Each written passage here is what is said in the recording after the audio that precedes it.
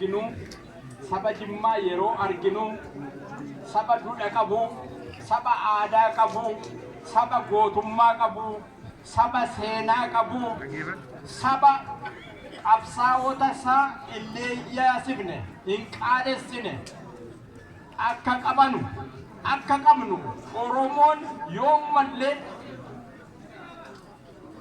gootummaan isaa bu'aa akka hin taane, gabaabaa akka hin taane, doomaa akka hin taane hubachuu dandeenyeerra, itti gammanneerra. Haala kanaa garguu keenyaaf gammachuu keenya isiniif ibsina. Baga gammaddan miti kan isiniin jiru. Baga gammadne jenna malee akka ollaatti yookaan akka ormaatti baga gammaddan miti kan isiniin jennu.